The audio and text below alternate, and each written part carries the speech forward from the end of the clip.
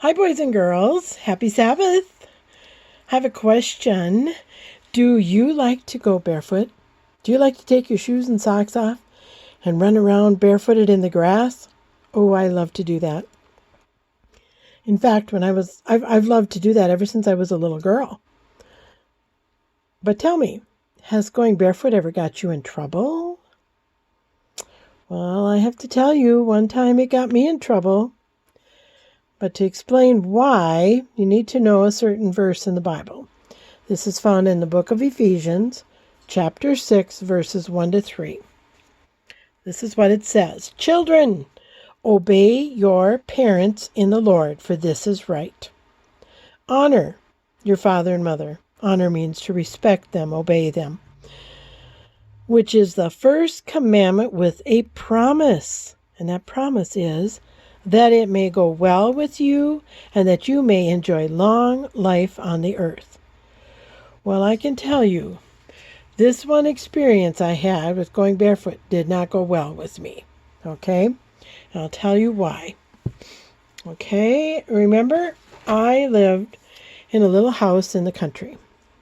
And as I just said, I love to go barefoot and run around in the grass with my bare feet. I don't know if you can see, this little girl here has bare feet.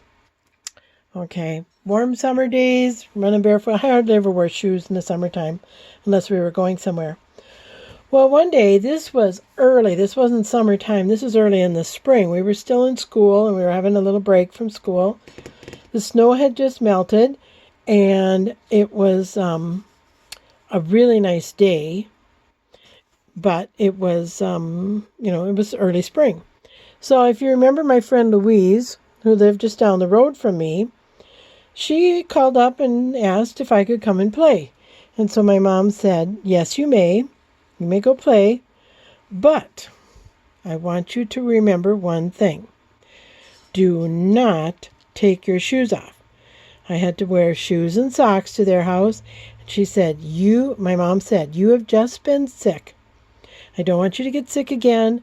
The ground is still cold from winter, so leave your shoes and socks on when you go play at their house. Oh, yeah. Okay, Mom. Yeah, no problem. I'll do that. Easy to promise, right? Okay, so put my shoes and socks on, and I walked down the road to Louise's house. Okay? Well, Louise had nice yard around her house, and they'd all been pretty healthy, and some of those kids were running around barefoot. And as we're playing tag and running around in the yard, I thought, oh, please, well, Mom will never know. So I went over to the steps and I took my shoes and socks off and set them to the side, and then I ran around the yard just like everybody else, played around the yard in my bare feet. Then pretty soon it was time for me to go home. So I went over to the steps again, put my shoes back on and my socks, and then I walked back home. Okay, I had a surprise when I got home. My cousins were there. I have a couple of cousins who are about my age. I have actually a lot of cousins. But these two were sisters, and Lynette was about a year, not quite a year older than me, and Joyce was about a month younger than me. So they were right around my age, and they didn't have school either, so they had come over and we were going to play together. Now it was supper time, and after supper time we kind of made plans what we were going to do the next day. I had a nice swing. We were going to swing and probably play croquet. And then we had a playhouse area where we could make mud pies. We had all kinds of plans for what we were going to do the next day. But then it was bedtime, so we had to go to bed. So we went to bed, dreaming and thinking about what we were going to do the next day in the yard, right? But during the night, my throat got sore. And more sore and more sore. And by the time I got up in the morning, my throat was very sore.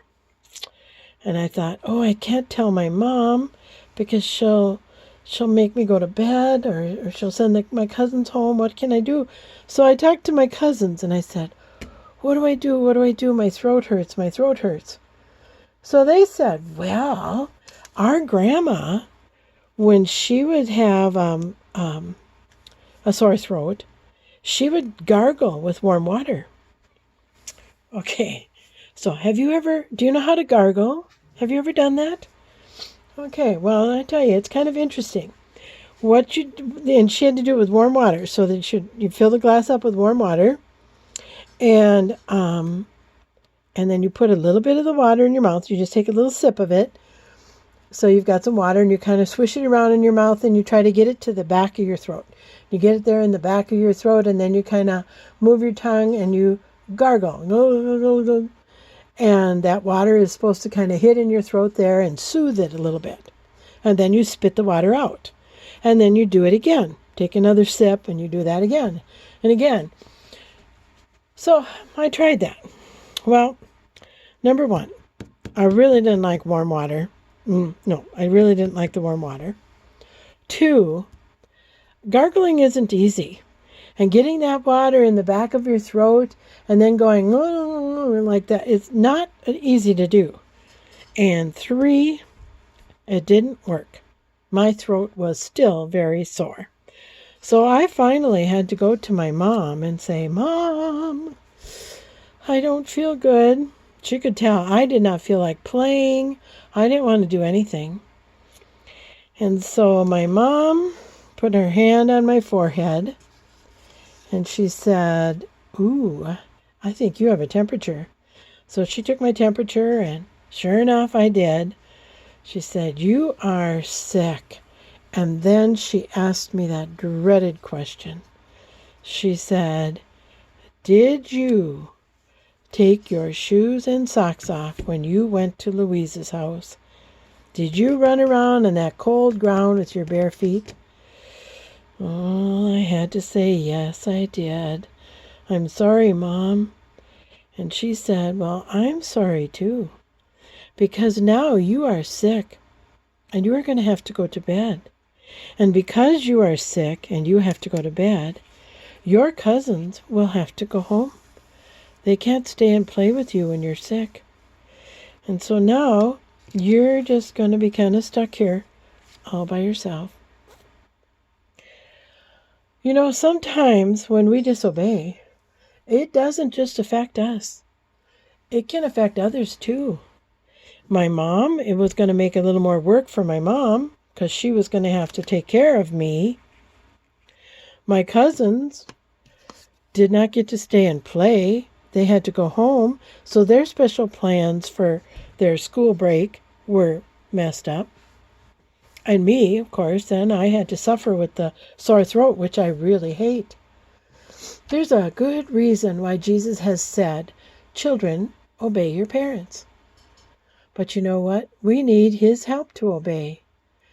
Let's ask Jesus in our hearts right now so that when we need to obey, we'll have his strength to do it. Okay? Pray with me. Dear Jesus, thank you for the Bible and how it helps us know how to live. Please come into our hearts right now so that when we need to obey you, you will be there to help us. We love you. Amen.